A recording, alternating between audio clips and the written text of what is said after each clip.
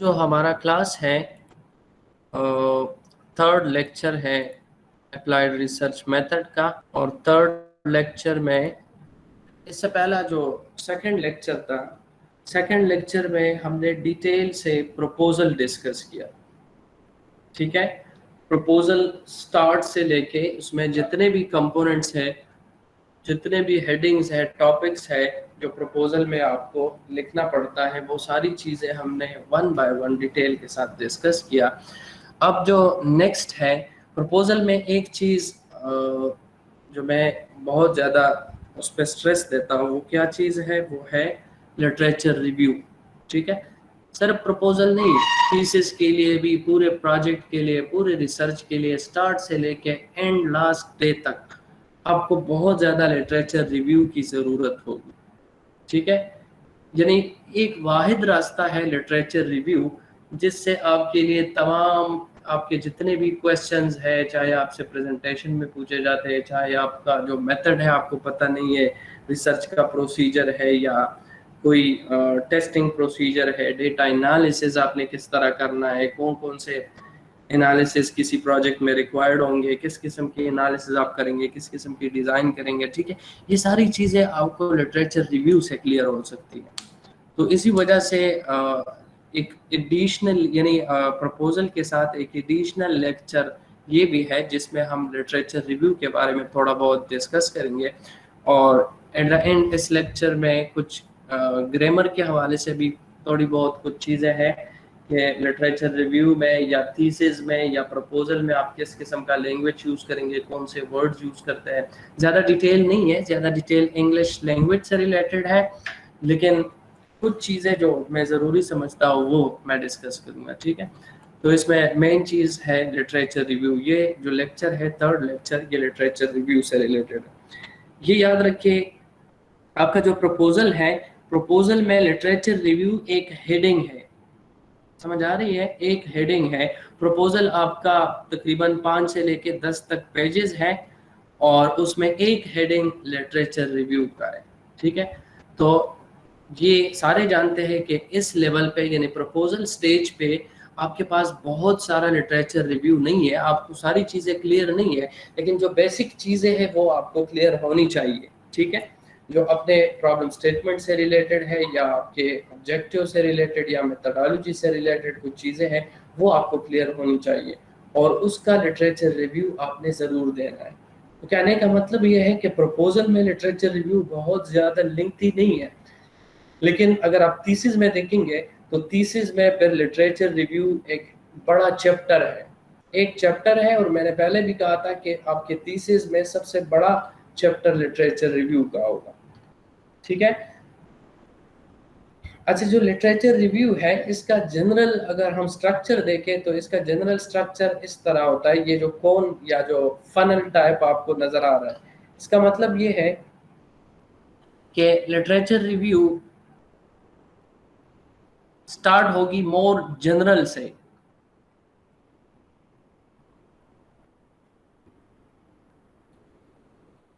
Literature review ज़्यादातर general introduction, scope और background वगैरह से शुरू करेंगे। ठीक है, और फिर आहिस्ता आहिस्ता स्पेसिफिक की तरफ जाएंगे। स्पेसिफिक मीन के जो हमारा स्पेसिफिक प्रॉब्लम है, जनरल का मतलब है कि वो पूरा फील्ड, समझ आ रही है, कि पूरे फील्ड के ब्रॉड सेंस से शुरू करेंगे और आहिस्ता आहिस्ता करीब होते जाएंगे अपने hypothesis statement mean problem statement या रिसर्च क्वेश्चन की तरफ।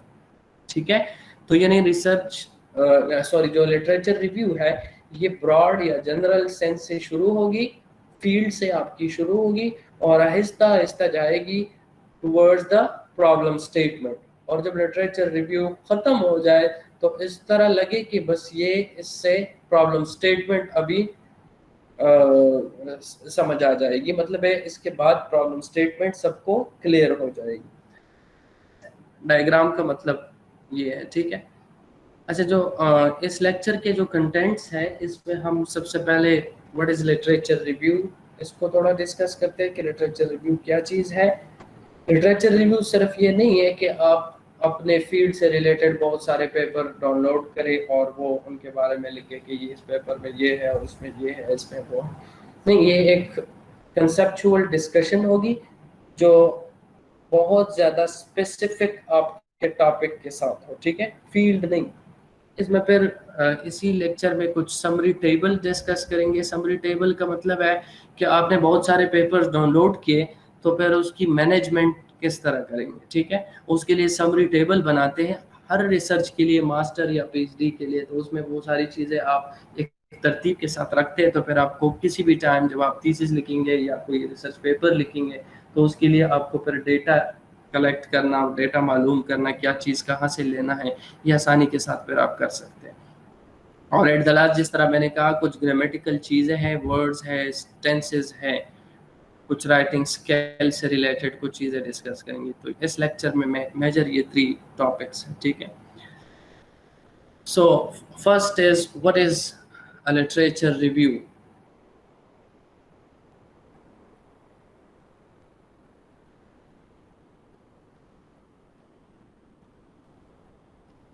पहला ये है कि literature review is not just a summary of sources, ठीक है, सिर्फ समरी ऑफ सोर्सेज नहीं है कि सोर्सेज मीन जिस तरह रेफरेंस लिस्ट में आप लिखते हैं रेफरेंसेस, सिर्फ रेफरेंसेस की समरी नहीं है। A grouping of broad unrelated sources. It is not a grouping of broad unrelated sources. It is not a compilation of everything that has been written on a particular topic. Clear है? ये नहीं है literature review, ये नहीं है। तो क्या है literature review? A literature review is a collection of scholarly writings that are related directly to your research question. समझ आ रही है? रिसर्च क्वेश्चन के साथ जो टॉपिक्स या जो जर्नल पेपर्स है, कॉन्फ्रेंस पेपर है, रिव्यू पेपर है, बुक में कोई हेडिंग है, वेबसाइट पे कुछ है, वो अगर आपके रिसर्च क्वेश्चन के साथ डायरेक्टली रिलेटेड है तो वहाँ से आप कुछ इंफॉर्मेशन ले सकते हैं लिटरेचर रिव्यू के लिए। That is, it represents the literature that provides background information,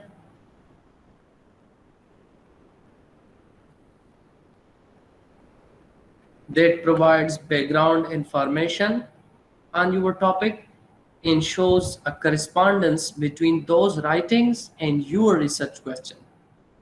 ठीक है, यानी वो लिटरेचर रिव्यू में वो पेपर आप उठा सकते हैं या वो बातें आप उठा सकते हैं जो आपके बैकग्राउंड इंफॉर्मेशन से रिलेटेड हो, जिससे आपका बैकग्राउंड क्लियर हो जाएगा, ठीक है, समझ गए। और उसमें आपके रिसर्च क्वेश्चन के साथ कुछ करस्पॉन्डेंस हो, क्योंकि आपके प्रपोजल में सबसे इंपॉर्टेंट चीज रिसर्च क्वेश्चन है। रिसर्च क्वेश्चन के साथ अगर उसकी करस्पॉन्डेंस नहीं है तो ये फिर आपका लिटरेचर रिव्यू नहीं हो सकता, ठीक है। Literature review is a document that presents a comprehensive understanding of the current state of knowledge about a topic of study. ठीक है, एक ऐसा डॉक्यूमेंट है, एक ऐसा डिटेल डॉक्यूमेंट है जिसमें करंट स्टेट ऑफ नॉलेज, उस टॉपिक के बारे में करंट स्टेट ऑफ नॉलेज क्या है। करंट स्टेट ऑफ नॉलेज का मतलब है कि अब आप किसी फील्ड में या किसी टॉपिक पे आप काम कर रहे हैं, इस टॉपिक पे 1950 से काम चल रहा है, समझ आ रही है। तो आपने 1950 से शुरू करना है, 1950 में फलाने बंदे ने इसमें ये एडिशन किया, लेकिन फिर 1951 में इस बंदे ने ये ऑब्जेक्शन पेश किया और इसका फिर ये सलूशन आया। 1952 में ये हुआ, 1953 में ये हुआ, इसी तरह 1960 में ये, 1990 में ये, और फिर 2020 में इस चीज का करंट स्टेट ये। समझ गए? तो एक कंप्लीट बैकग्राउंड है। The case establishes a convincing thesis to answer the question of the study. ठीक है, ये चीजें अगर हम डालेंगे, यानी इस तरतीब के साथ डालेंगे लिटरेचर रिव्यू, तो ये एक किस्म से जो आपके थीसिस में या जो आपके प्रपोजल में अगर वो कोई पढ़ेगा और उसके जहन में कुछ क्वेश्चन आएंगे तो वो क्वेश्चन किस चीज से क्लियर होनी चाहिए? लिटरेचर रिव्यू से वो क्लियर होनी चाहिए। जिस तरह मैंने पहले कहा था कि लिटरेचर रिव्यू क्या चीज है, अगर आपसे डायरेक्ट कोई कहता है कि लिटरेचर रिव्यू क्या है तो सिंपल आंसर ये है कि लिटरेचर रिव्यू वो पूरा डॉक्यूमेंट है,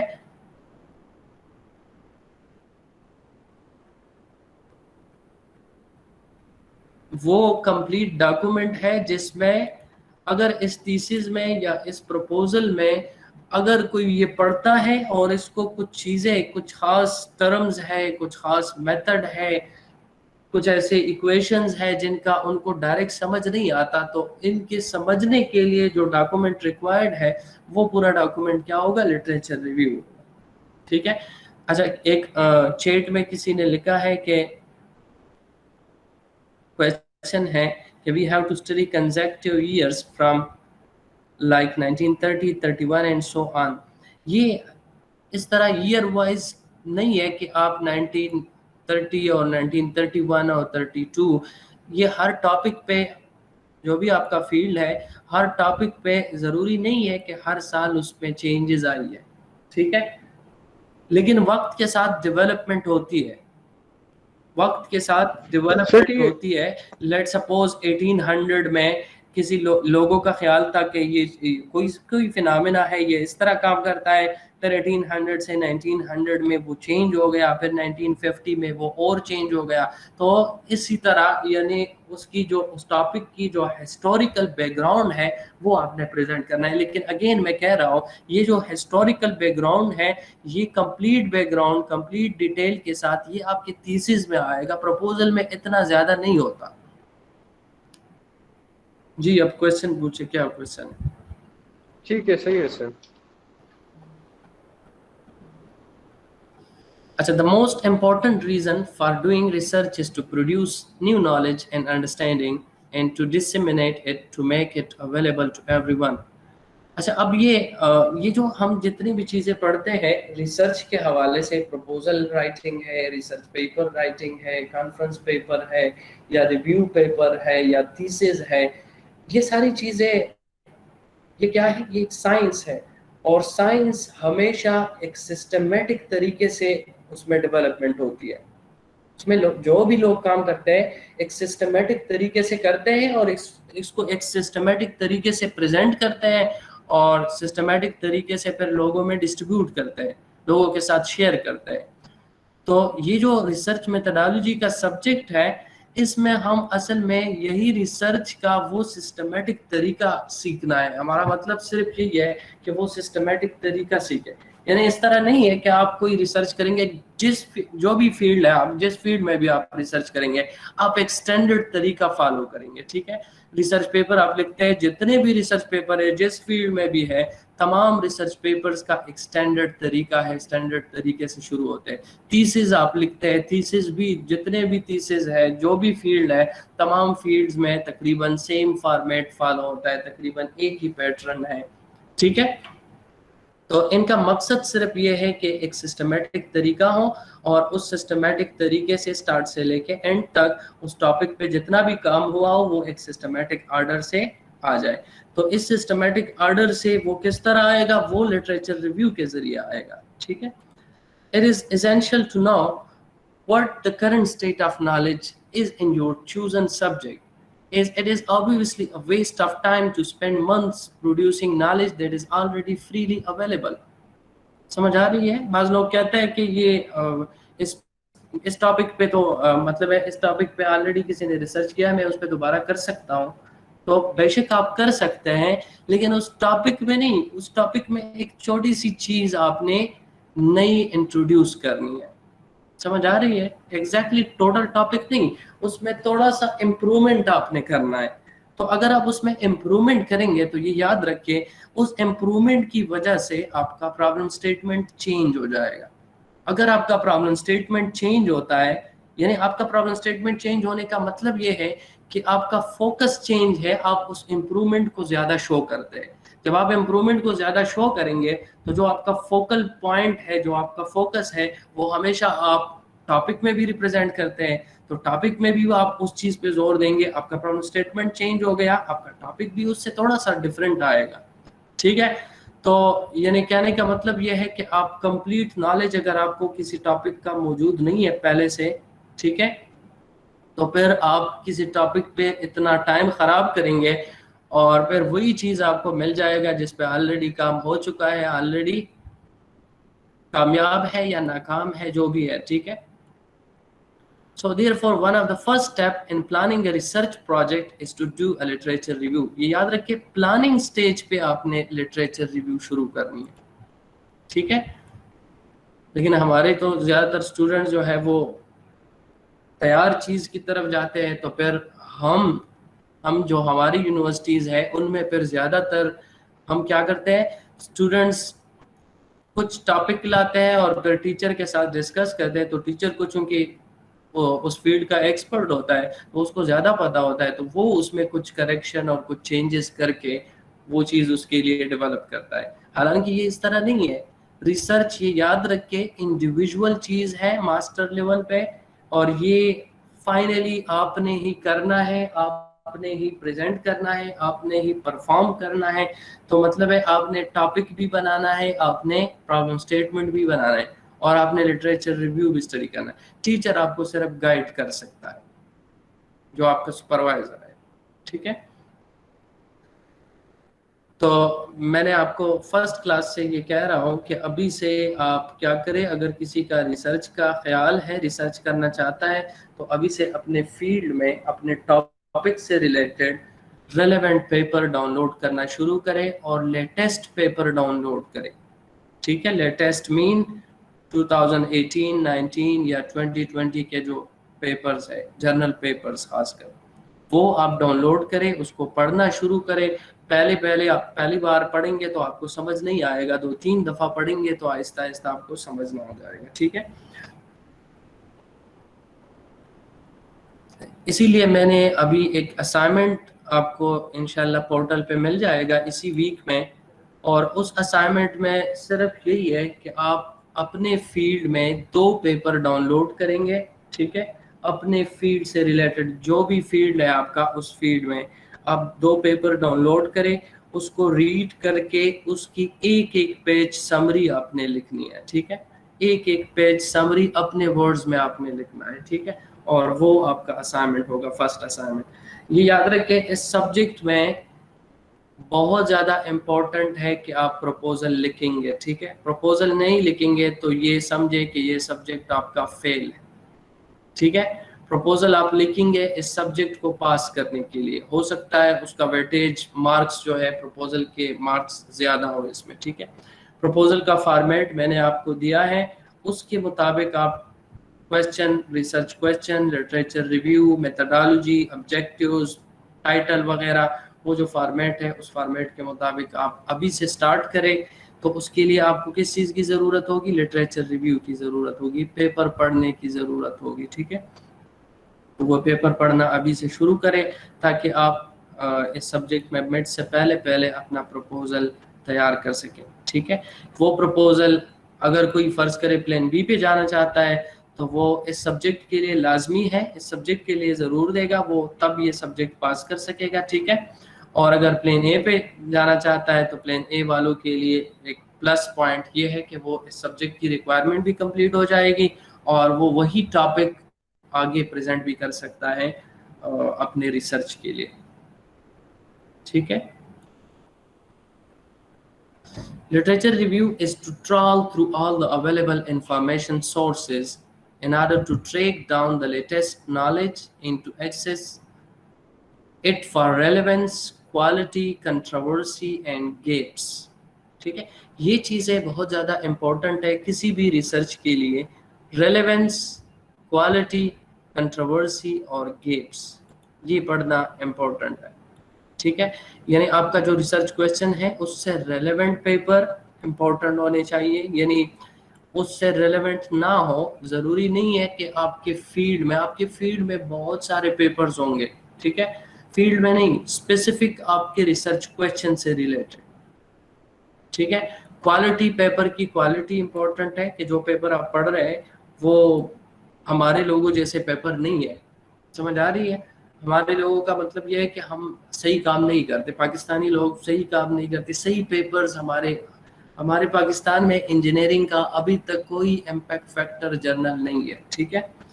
तो इस वजह से सही लोगों के पेपर्स आप रीड करें जिन्होंने सही काम किया हो, ठीक है, क्वालिटी ठीक हो। कंट्रोवर्सी, ये कभी भी ना सोचे कि किसी टॉपिक में अगर इख्तलाफ है, लोगों के मुख्तलिफ किस्म के राय हैं, तो वो छपाएंगे, ये ना सोचे कि वो इससे आपका प्रपोजल जो है वो वीक हो जाएगा। इससे वीक नहीं होगा, इससे और स्ट्रांग होता है। ठीक है, अगर कोई कंट्रोवर्शियल व्यू है तो वो भी आप इसमें ज़रूर प्रेजेंट करें।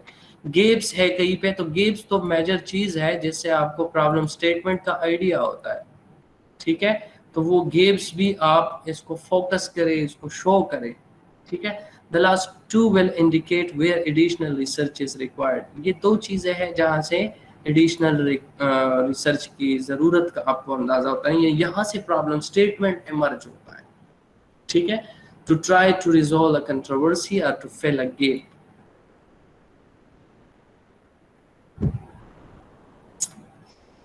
अच्छा, एक और चीज़ है, ये तो जनरली हमने लिटरेचर रिव्यू डिस्कस किया प्रपोजल के हवाले से या आपकी थीसिस के हवाले से।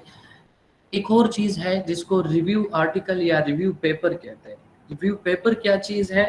रिव्यू पेपर किसी भी टॉपिक पे, जो भी टॉपिक है, किसी भी टॉपिक पे बहुत सारे पेपर्स ऑलरेडी पब्लिश्ड है। ठीक है, वो तमाम पब्लिश जो पेपर्स है वो तमाम आप रीड करते हैं। ठीक है, वो रीड करके उससे एक रिव्यू पेपर बनाते हैं। रिव्यू पेपर का मतलब ये है कि उसमें आप उन लोगों के व्यूज आप पुट करते हैं, ठीक है, जो ऑलरेडी पब्लिश्ड है, और उन पे अपने कमेंट्स भी करते हैं। ठीक है, ये भी ज़रूरी है, अपने कमेंट्स, अपनी राय आप देते हैं। तो रिव्यू पेपर से तकरीबन तमाम लिटरेचर, किसी भी टॉपिक का वो पूरा जो लिटरेचर होता है वो कंपाइल हो जाता है। ठीक है, यानी पूरा एक जगह पे आ जाता है। तो अगर आप किसी भी टॉपिक पे आपको रिव्यू आर्टिकल मिलता है तो वो बहुत ज़्यादा रेलेवेंट है आपके लिटरेचर रिव्यू के लिए। ठीक है, रिव्यू आर्टिकल या रिव्यू पेपर में एटलीस्ट 100 रिसर्च पेपर आपने पढ़ने होते हैं। 100 रिसर्च पेपर आप पढ़ेंगे, उनसे फिर आप अपने टॉपिक से रिलेटेड जो बातें हैं वो आप उठाएंगे, उसमें कहेंगे जिस तरह कि फलाना बंदा कहता है कि ये काम इस तरह होगा तो ये ठीक होगा। ठीक है, लेकिन अगर हम इसको, अब देखिए मैं इसमें अपना कमेंट इंक्लूड कर, लेकिन अगर हम इसको इस तरीके से करेंगे तो इसमें ये प्रॉब्लम आएंगे। इन प्रॉब्लम को सोल्व करने के लिए फिर एक दूसरे पेपर का हवाला देके इस बंदे ने इसको इस तरीके से कम करने की कोशिश की है। ठीक है, लेकिन प्रॉब्लम यहाँ तक तो कम हो गई, लेकिन फिर भी ये प्रॉब्लम है। तो इसी तरह एक रिव्यू आर्टिकल का पूरा डिस्कशन और रिव्यू आर्टिकल बन सकता है। अब रिव्यू आर्टिकल का जो पूरा पैटर्न है या स्ट्रक्चर है वो किस तरह होता है? Review article must contain at least 3 basic elements. इसमें 3 एलिमेंट जरूरी है। Number 1, an introduction or background information section. Number 2, the body of the review containing the discussion of sources. First introduction है, दूसरा body है, ठीक है, जिसमें सारे sources पे discussion है, and finally a conclusion and a recommendation section to end the paper. ठीक है, यानी ये 3 एलिमेंट्स किसी भी रिव्यू आर्टिकल के लिए बहुत ज़्यादा ज़रूरी एलिमेंट्स। ठीक है, अब इंट्रोडक्शन में क्या चीज़ होता है? It gives a quick idea of the topic of the literature review such as the central theme और ऑर्गेनाइजेशनल पैटर्न। ठीक है, एक इंट्रोडक्शन जो है ये सेंट्रल थीम के बारे में, सेंट्रल यानी ये जो पेपर है, ये जो रिव्यू पेपर है, ये किस चीज़ के लिए लिखा है। ठीक है, और फर्दर इसका ऑर्गेनाइजेशन क्या है, यानी इंट्रोडक्शन के बाद क्या आएगा। ठीक है, body contains your discussion of sources and is organization and is organized either chronologically, thematically और मेथोडोलॉजिकली। ठीक है, जो बॉडी है इसमें क्या चीज़ है, जो जितने भी सोर्सेज है, जिस तरह मैंने कहा कि रिव्यू आर्टिकल के लिए मिनिमम आपके पास 100 पेपर्स का डेटा होना चाहिए। 100 पब्लिश पेपर्स है वो आपके पास अवेलेबल है, वो आपने पढ़ लिए, उससे अब आप रिव्यू आर्टिकल बना रहे हैं। तो उन 100 पेपर्स पे आपकी डिस्कशन होगी। ठीक है, और ये जो डिस्कशन है इसको आपने ऑर्गेनाइज करना है क्रोनोलॉजिकल ऑर्डर में या थेमेटिकल ऑर्डर में और या मेथोडोलॉजिकल ऑर्डर में। ठीक है, ये 3 किस्म के ऑर्डर हैं, इनको आगे डिस्कस करते हैं। ये तीनों ऑर्डर्स, इनका मतलब क्या है। थर्ड जो मोस्ट इम्पॉर्टेंट सेक्शन है किसी भी रिव्यू आर्टिकल का वो है कंक्लूजन्स एंड रिकमेंडेशन। बॉडी में जो चीज़ें आपने डिस्कस किए हैं उनसे कंक्लूजन क्या है, उनसे रिकमेंडेशन क्या है, ठीक है। Discuss what you have drawn from reviewing literature so far, where might the discussion proceed, ठीक है। अब ये जो पेपर है, इस पेपर में किसी का मतलब है कोई टेस्टिंग नहीं है, कोई एनालिसिस नहीं है, सिर्फ दूसरे लोगों के पेपर्स डाउनलोड किए, उसको रीड किए, उसको समझने के बाद उस पर अपने पॉइंट्स भी शामिल कर दिया, डिस्कशन भी हो गई, और फिर उस कंप्लीट डिस्कशन पे अपनी कंक्लूजन और रिकमेंडेशन और फिर ऑर्गेनाइज करके ये पब्लिश करते हैं, तो इसको क्या कहते हैं, रिव्यू पेपर कहते हैं। अच्छा, जो हमारे जितने भी स्टूडेंट्स हैं जो पीएचडी के लिए जाते हैं फॉरेन यूनिवर्सिटीज़ में, तो अमूमन फॉरेन यूनिवर्सिटीज़ में सबसे पहला काम पीएचडी स्टूडेंट से जो लेते हैं वो क्या करते हैं, वो आपको कहते हैं कि आप आप पहले टॉपिक प्रेजेंट करते हैं कि मेरा ये टॉपिक है, इस पर आपने थोड़ा बहुत स्टडी किया होता है, वो आप प्रेजेंट करते हैं कि मैंने ये काम इस तरह करना है, ठीक है। तो फिर वो आपको सबसे पहला टास्क ये देते हैं कि आपने सबसे पहले रिव्यू आर्टिकल पब्लिश करना है, रिव्यू पेपर पब्लिश करना है, ठीक है। तो रिव्यू पेपर पब्लिकेशन पे तकरीबन आपका 1 साल लग जाता है, लेकिन रिव्यू पेपर जब आप पब्लिश करेंगे तो आपको उस टॉपिक का तमाम चीज़ें स्टार्ट से लेके एंड तक हर चीज़ का पता चल जाएगा, समझ आ रही है। तो फिर आप उस टॉपिक पे सही तरीके से आगे रिसर्च कर सकते हैं।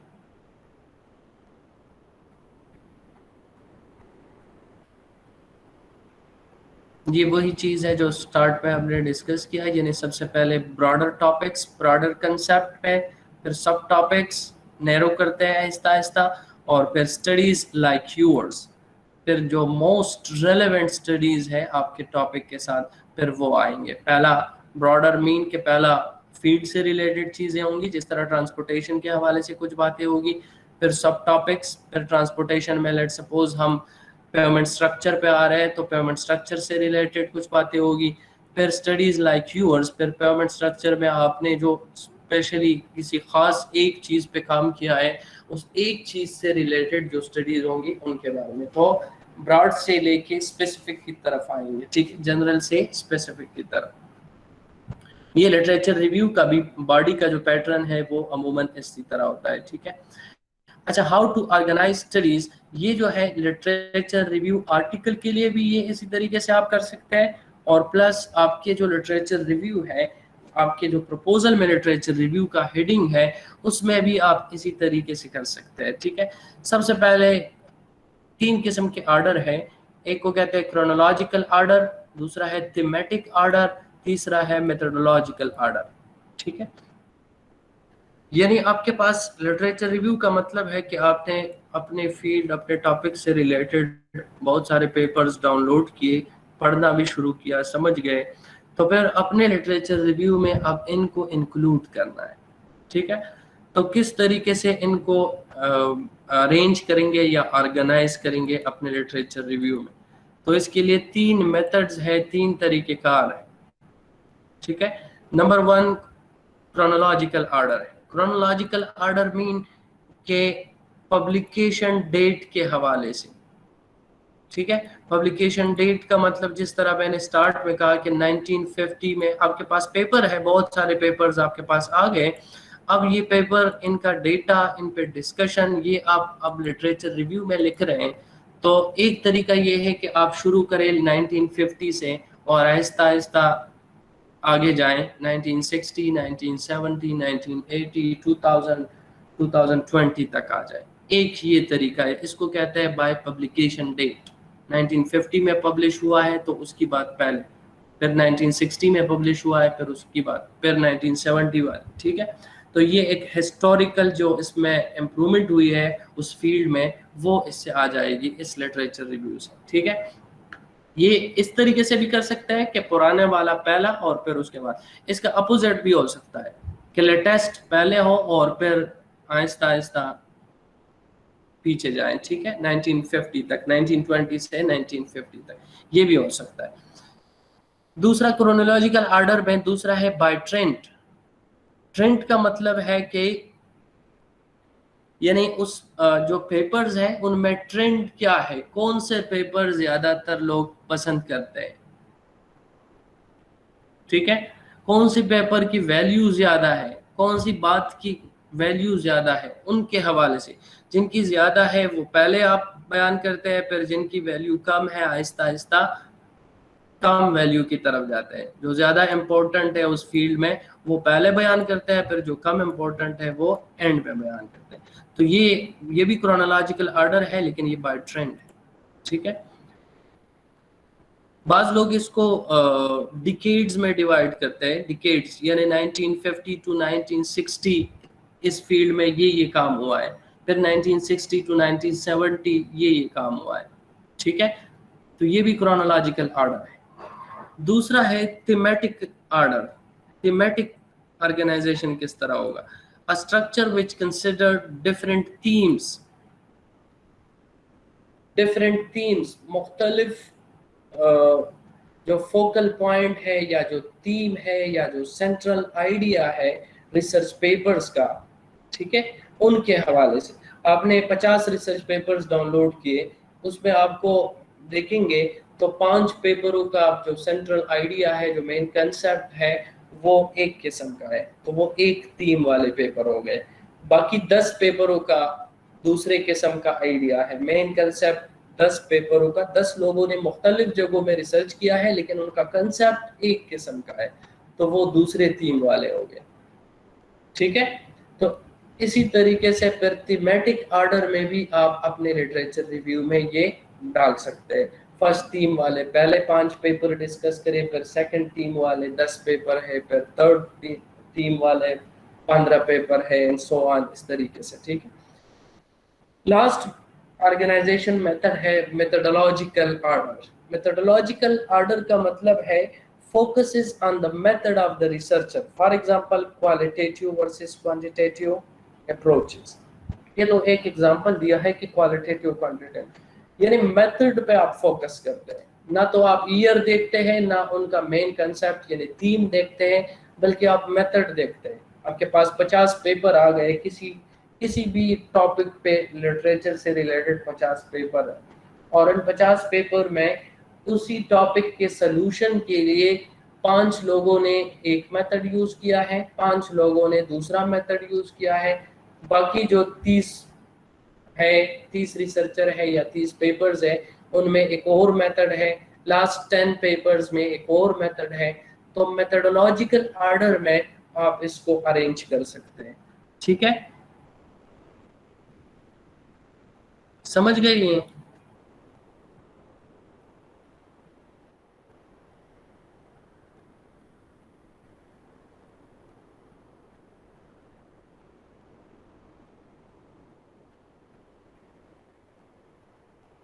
अच्छा, एक क्वेश्चन है यहाँ पे मोहम्मद शबीर हुसैन का। मोहम्मद शबीर हुसैन प्रेजेंट है? मोहम्मद शबीर हुसैन, मोहम्मद शबीर हुसैन मौजूद है यहाँ पे? यस सर, अस्सलाम वालेकुम। Present sir. वालेकुम सलाम जी। अब बस माइक ऑफ करें और सुने। क्वेश्चन है आपका कि सर अगर प्रपोजल लिखना है और लास्ट में थीसिस भी लिखना है तो फिर प्लान बी की एडवांटेज क्या है? प्लान बी तो इसलिए चॉइस है कि ये सब नहीं कर सकते, फिर तो प्लान ए लेंगे। अच्छा, ये याद रखें, प्रपोजल आपने लिखना है इस सब्जेक्ट के लिए, समझ आ रही है? प्रपोजल आपने लिखना है इस सब्जेक्ट को पास करने के लिए, क्योंकि इसमें हम यही चीजें पढ़ते हैं कि प्रपोजल किस तरह लिखेंगे, ठीक है। अगर कोई चीज मैं पढ़ाता हूँ और इसका मैं आपसे फिर रिस्पांस नहीं ले सकता तो फिर तो उसका फायदा नहीं है, समझ आ रही है? अगर आप उसका फिर रिस्पांस नहीं देंगे तो फिर क्या फायदा है, ठीक है। थीसिस लिखने की जरूरत नहीं है, थीसिस बड़ा डॉक्यूमेंट है, वो आप काम करेंगे तो फिर आप थीसिस बना सकते हैं, ठीक है।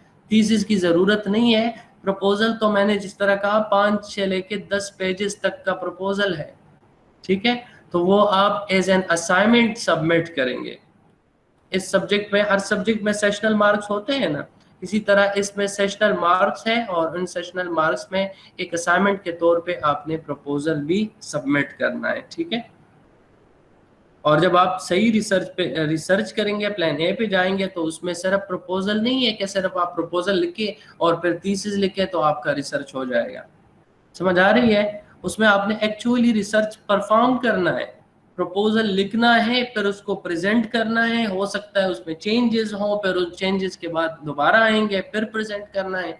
हो सकता है एक्सेप्ट हो जाए तो फिर बोसार में जाएगा, बोसार में एक्सेप्ट हो जाए तो फिर आपका प्रोजेक्ट शुरू हो जाएगा। आप अपना रिसर्च पर शुरू करते हैं। रिसर्च शुरू करते हैं का मतलब है कि आप फिर प्रैक्टिकली अपना काम शुरू कर लेते हैं, ठीक है। फिर आप अपना काम करते हैं, काम कंप्लीट करते हैं, फिर एनालिसिस, डिजाइन वगैरह, फिर थीसिस बनाते हैं डिटेल के साथ, और फिर उससे पेपर भी पब्लिश करते हैं। समझ आ रही है? तो रिसर्च में और प्लान बी में ये फर्क है, ठीक है। लेकिन ये सब्जेक्ट तो आपने पास करना है, चाहे आपने प्लान बी करना है चाहे आपने रिसर्च करना है। तो सब्जेक्ट के लिए रिक्वायरमेंट ये है कि कम से कम आपको प्रपोजल का तरीका आना चाहिए, ठीक है। एक प्रपोजल किस तरह लिखते हैं, बेशक आप ना करें, आप रिसर्च अगर नहीं करना चाहते तो आप ना करें, लेकिन आपको तरीका आना चाहिए, ठीक है।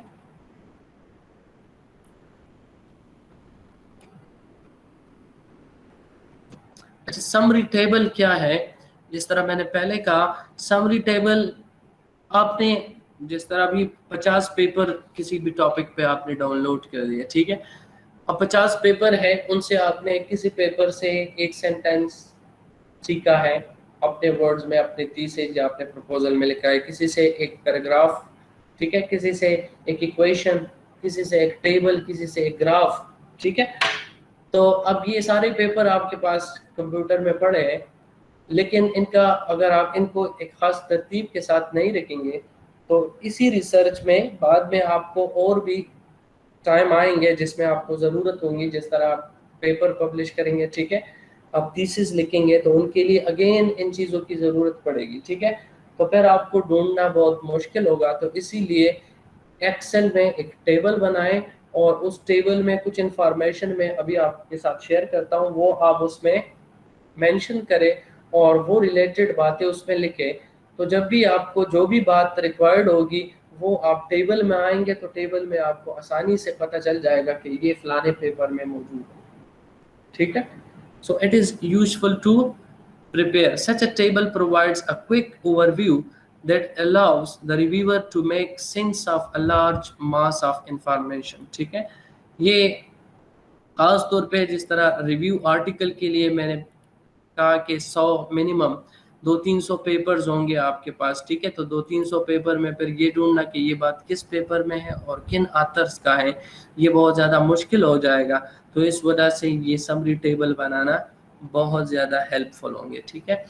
The tables could include columns with headings such as, अब जो ये टेबल है समरी टेबल, इसमें ये हेडिंग्स बहुत ज़्यादा इम्पोर्टेंट है। बाकी इसके अलावा आप अपने माइंड के मुताबिक अपने टॉपिक के हवाले से, अपने पेपर्स के हवाले से और भी हेडिंग दे सकते हैं।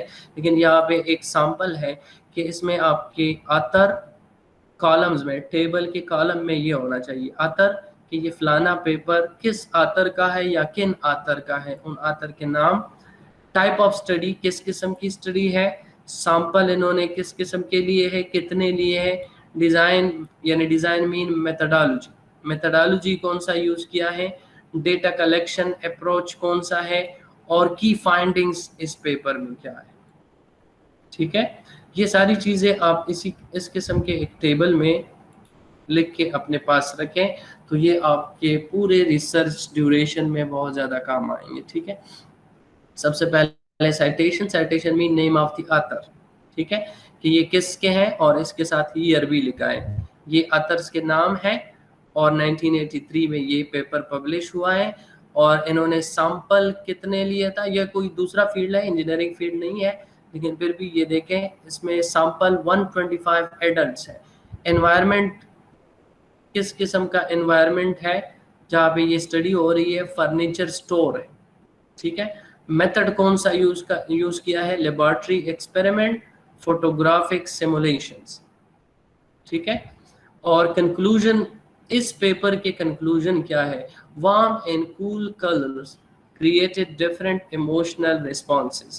Customers view red retail environments is more negative and unpleasant than blue. ठीक है, ये एक स्टडी है जो फर्नीचर स्टोर है, उसमें कस्टमर की बिहेवियर की स्टडी है कि कस्टमर को किस किस्म के कलर्स पसंद है। तो उससे रिलेटेड ये इंफॉर्मेशन इस टेबल में लिखा है। तो आप जो जहाँ पे भी ये इंफॉर्मेशन आप लिखेंगे अपने काम में, ठीक है, तो उसके साथ ये रेफरेंस देंगे, और अगर आपको दोबारा देखना पड़ेगा तो आपको आसानी के साथ वो पेपर मिल जाएगा। ठीक है, इसी तरह फिर ये दूसरा पेपर है 1992 का। इसमें सैंपल 70 एडल्ट वुमेन है, 120 स्टूडेंट्स है, environment television with different background furniture stores. ठीक है, लेबोरेटरी एक्सपेरिमेंट फोटोग्राफिक सिमुलेशंस इनका मेथड है। Study based on PAD effect measure in approach avoidance behavior, more positive retail outcomes occurred in blue environment than red। ये इनका conclusion है। इस paper से देखिए एक सेंटेंस में पूरे पेपर का कंक्लूजन शॉर्ट टर्म में लिखा है। ठीक, ये तो वैसे जनरली यानी आपके फील्ड से रिलेटेड नहीं है, किसी दूसरे फील्ड का है, लेकिन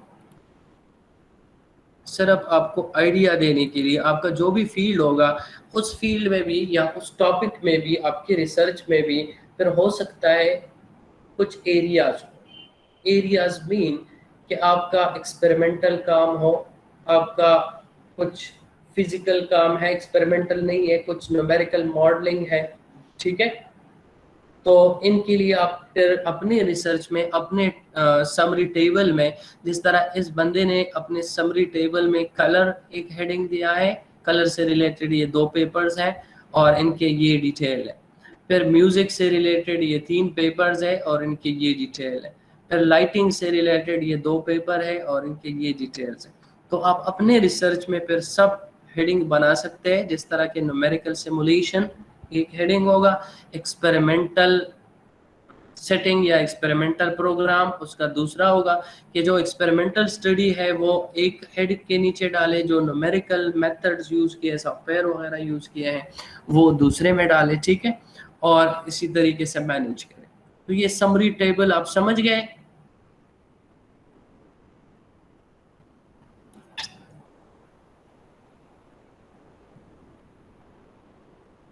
समझ गए समरी टेबल इस किस्म से, यानी आप अपना डेटा, आपके Yes, पास sir. जितने भी पेपर्स हैं वो इस तरीके से आप मैनेज करते हैं, सिर्फ मैनेजमेंट का प्रोसीजर है। ठीक है,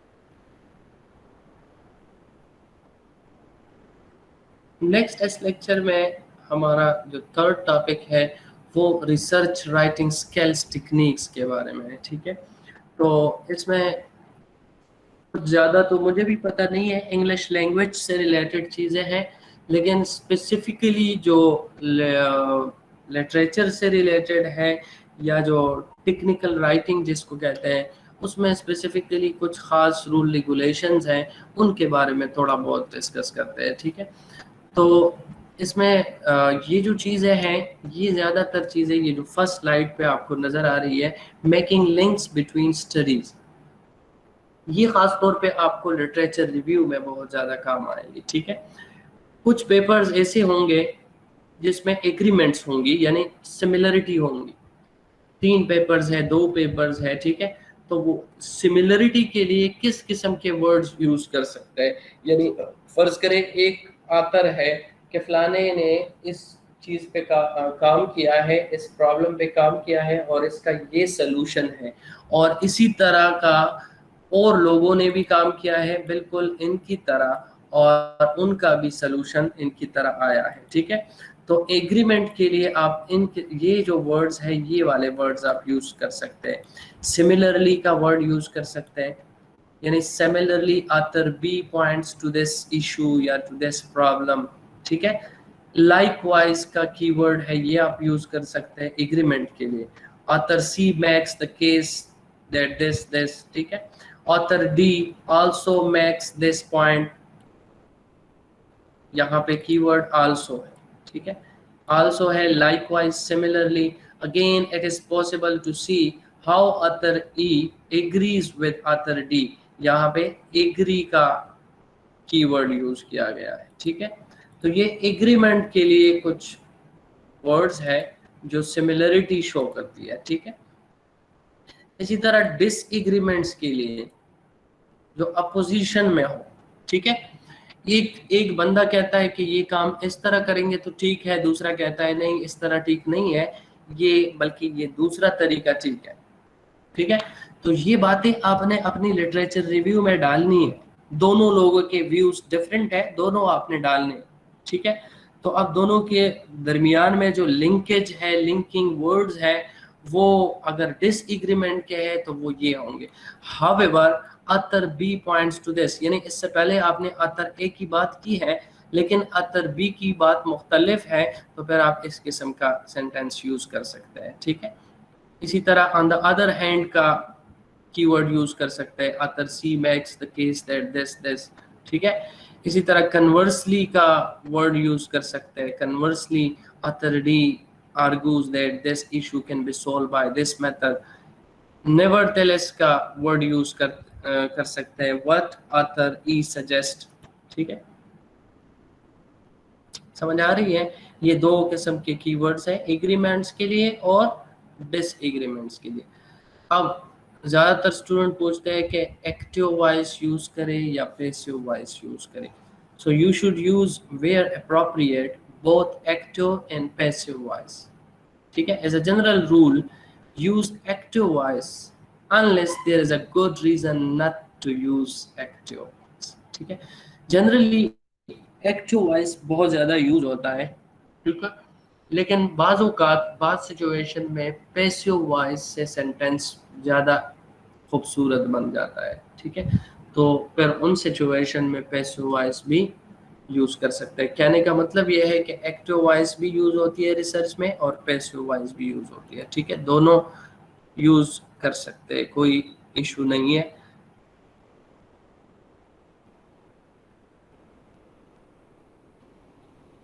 कुछ रिपोर्टिंग वर्ब्स हैं जो आपके काम आएंगे आपके लिटरेचर रिव्यू में, क्योंकि लिटरेचर रिव्यू में आप दूसरों का काम रिपोर्ट करते हैं। लिटरेचर रिव्यू में आप दूसरे लोगों का काम, दूसरे पेपरों का काम, दूसरे बुक से डेटा लेते हैं, वो काम आप क्या करते हैं, रिपोर्ट करते हैं, ठीक है, और उसके साथ अपने डिस्कशन पर इंक्लूड करते हैं। तो कुछ रिपोर्टिंग वर्ड्स हैं जो लिटरेचर रिव्यू के राइटिंग में आपके काम आ सकते हैं। वो है argue, assert, assume, challenge, claim, contend, contradict, describe, dispute, emphasize, ठीक है। establish, examine, find, maintain, note, object, observe, persuade, propose, prove, purport, recommend, refute, reject, remark, suggest and support। ये वो सारे वर्ड्स हैं, सारे वर्ब्स हैं जो हम रिपोर्टिंग के लिए यूज़ करते हैं, ख़ासकर टेक्निकल लैंग्वेज में, ठीक है। आम इंग्लिश में इनके अलावा और भी यूज़ हो सकते हैं, लेकिन टेक्निकली जो राइटिंग है यानी जो पेपर की राइटिंग है या प्रपोजल या थीसिस की, तो उसमें ये वर्ड ज़्यादातर यूज़ होते हैं रिपोर्टिंग के लिए, ठीक है।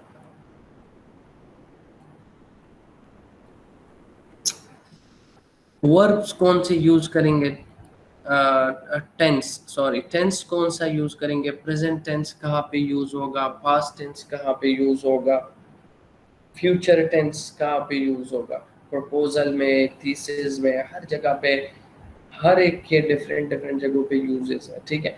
अब ये वो जगह रिप्रेजेंट करती है फर्स्ट स्लाइड पे, इस स्लाइड पे, जो जहाँ पे हम प्रेजेंट टेंस यूज़ करते हैं, ठीक है। प्रेजेंट टेंस कहाँ कहाँ पे यूज़ कर सकते हैं, a statement about what the thesis, chapter और सेक्शन डज।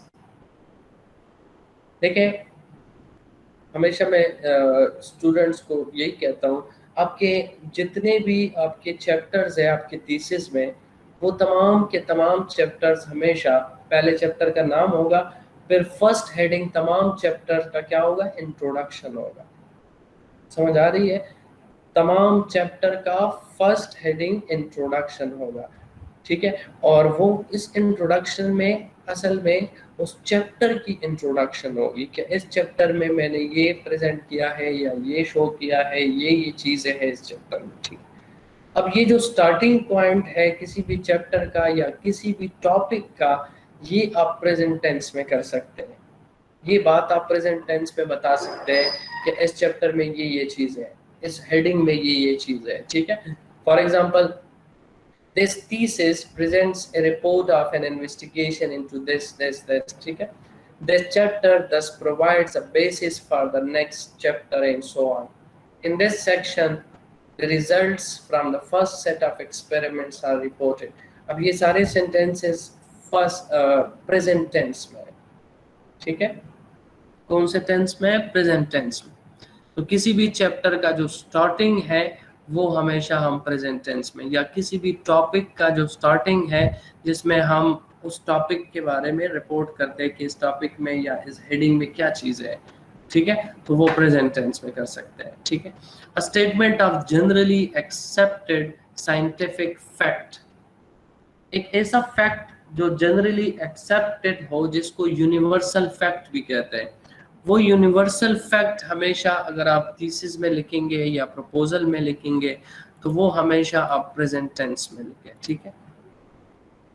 उसके लिए पास्ट या फ्यूचर टेंस यूज ना करें, प्रेजेंट टेंस उसके लिए यूज करें। There are 3 factors that control the concentration of aluminium in sea water, ठीक है। अब यहाँ देखिए there are 3 factors, तो इसका मतलब है ये कौन सा टेंस यूज किया? प्रेजेंट टेंस यूज किया है।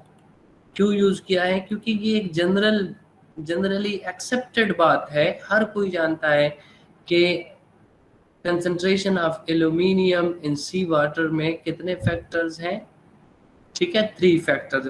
ये आप नहीं जानते, उस स्पेसिफिक फील्ड की मैं बात करूँ, स्पेसिफिक फील्ड के लोग जानते हैं, केमिस्ट्री वाले जानते हैं कि इसमें 3 फैक्टर्स हैं, ठीक है।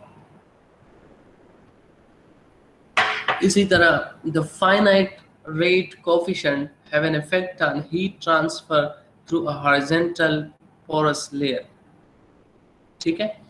इसमें भी प्रेजेंट टेंस यूज किया है, have an effect, ठीक है।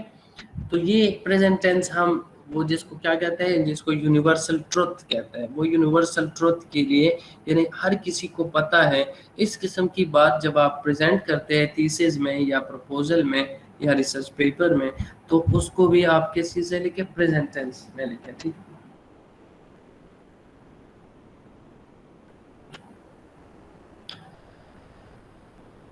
नेक्स्ट प्रेजेंट टेंस में और क्या क्या लिख सकते हैं? A review of current research work, a research work of immediate relevance to your study.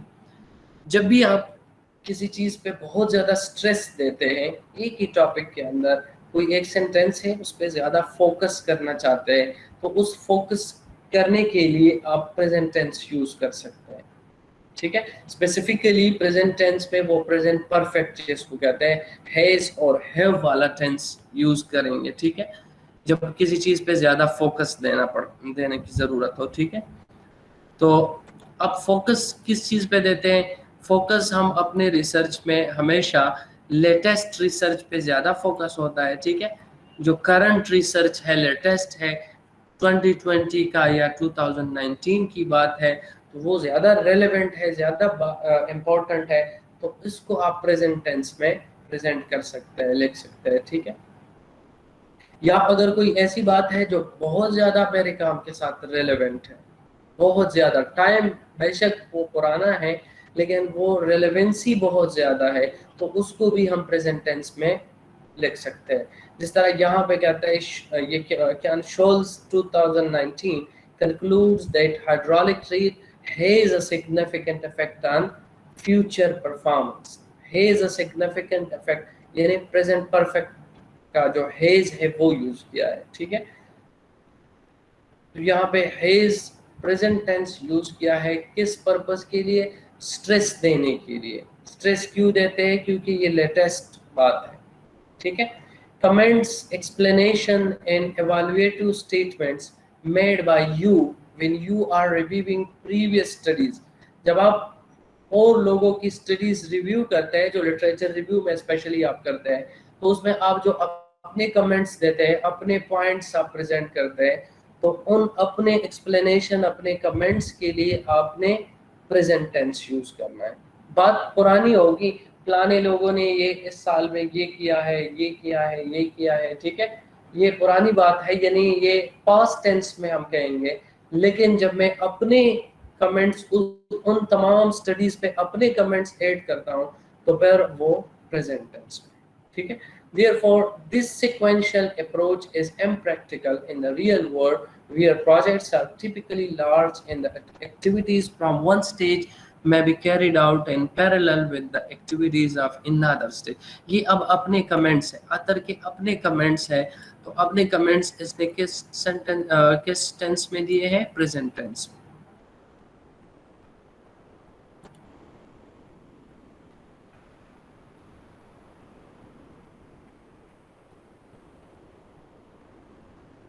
ठीक है, समझ आ रही है ये चीज?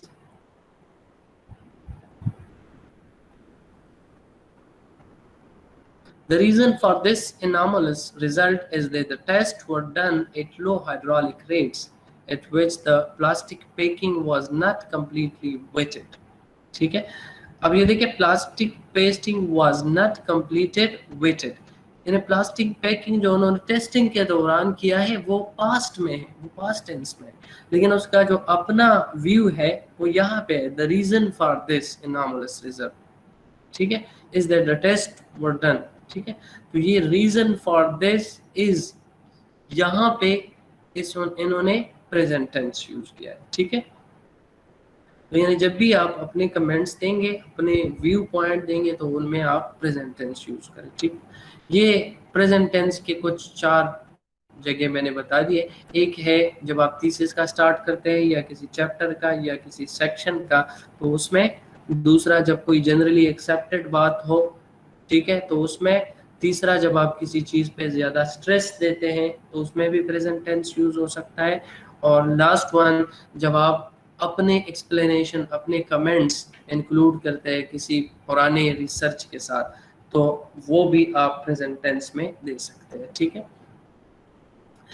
सेकंड है पास्ट टेंस। अब पास्ट टेंस में कहाँ कहाँ की बातें हैं या कौन सी लिटरेचर रिव्यू में क्या क्या चीज़ें हम पास्ट, ठीक। रिपोर्ट द कंटेंट्स, फाइंडिंग्स और कंक्लूजन ऑफ पास्ट रिसर्च। जो आपसे पहले रिसर्च हुआ है वो जब आप प्रेजेंट करेंगे अपने थीसिस में, सबसे पहले तो ये याद रखें वो अपने वर्ड्स में लिखेंगे, क्योंकि अपने वर्ड्स में नहीं लिखेंगे तो प्लेजरिज्म आएगा, ठीक है। प्लेजरिज्म में वो डॉक्यूमेंट आएगा, यानी उनके सेंटेंसेस कॉपी पेस्ट नहीं करेंगे, अपने वर्ड्स में लिखेंगे, ठीक है। दूसरी बात, अगर हम इनको कन्वर्ट भी करते हैं और उनके साथ रेफरेंस नहीं लिखेंगे तो फिर भी ये प्लेजरिज्म है। अपने वर्ड्स में लिखते हैं लेकिन उन लोगों का रेफरेंस नहीं है जिन्होंने फर्स्ट टाइम लिखा है, ठीक है, जिन्होंने ये डेवलप किया है, उस पेपर का रेफरेंस नहीं है, तो भी ये प्लेजरिज्म है। जिस तरह यहाँ पे ये कोई बात है, Haberfield 1998 showed that the velocity of many enzyme reactions was slowed down if the end product had an increased paramagnetism, ठीक है। velocity of many enzyme reaction, enzyme reaction की velocity के बारे में कहता है कि वो डिक्रीज हो रही है अगर उनमें ज़्यादा पैरामैग्नेटिज्म, ठीक है। तो ये बात अब इस बंदे ने पब्लिश की है 1998 में। अगरचे ये कन्वर्ट किया है अपने वर्ड्स में, लेकिन अगर इसके साथ ये ना लिखा हो तो भी ये प्लेजरिज्म है, ये याद रखें, ठीक है। रेफरेंस लिखना भी लाजमी है, इसको साइटेशन कहते हैं, इसको साइट भी किया है, ठीक है। अच्छा, तो ये जो बातें हैं, अब ये पुरानी बातें हैं, तो ये शोड दैट, ठीक है, इन्होंने 1998 में ये काम किया है, ठीक है। तो पास्ट टेंस में ये दूसरे लोगों का जो रिसर्च जो पहले हुआ है उसको पास्ट टेंस में। अच्छा, इस रिसर्च में से जो ज़्यादा इम्पोर्टेंट है, जिस पे मैं फोकस देना चाहता हूँ, वो मैं प्रेजेंट टेंस में फिर प्रेजेंट कर सकता हूँ, ठीक है, समझ गए। अच्छा, Ellington 1999 found that the temperature varied significantly over time. Found that and temperature varied significantly. ठीक है, तो ये क्या है, ये भी पास्ट टेंस है क्योंकि ये पुराना रिसर्च है। प्रेजेंट परफेक्ट टेंस, प्रेजेंट पर सर एक्सक्यूज मी जी जी जी सर, स्क्रीन नजर नहीं आ रहा सर, प्लीज स्क्रीन शेयर कर दीजिए। स्क्रीन मेरा शेयर है, ये आपके कुछ स्टूडेंट्स हैं जिनको अभी तक समझ नहीं आया, वो स्क्रीन शेयर करते हैं, ठीक है, तो सर उनकी वजह अपनी से प्रॉब्लम आ जी। जी सर स्क्रीन गायब हो गया, इसलिए मैंने आपको सर क्वेश्चन आपसे किया। अब देखिए आपको नजर आ रहा है, नो सर। बाकी स्टूडेंट्स सर को आप नजर आ रहा है? सही है सर, हमें तो नजर आ रहा है। तो फिर आपके साथ कोई ठीक है सर, प्रॉब्लम? नजर आ रहा है सर, सही है sir. Verb tense is sir, अब प्रेजेंट परफेक्ट, ठीक है। सर आपकी अच्छा तस्वीर नजर आ रहा है लेकिन स्क्रीन नजर नहीं आ रहा। ये पता नहीं है आपके मोबाइल है या लैपटॉप है, उसमें प्रॉब्लम है, ठीक, ठीक है सर, मैं चेक करता हूँ। चेक करें, आप दोबारा चेक करें। आप ये जो मेरा तस्वीर आपको नजर आ रहा है, इसके ऊपर जाएं, माउस ले जाके वहां पे एक पेन वाला निशान है, उसको पेन करें। तो पेन करने के बाद मेरा स्क्रीन आपके पास, आपको सिर्फ मेरा स्क्रीन नजर आएगा। अगर कोई दूसरा स्टूडेंट शेयर करता है तो वो आपको नजर नहीं आएगा, ठीक है।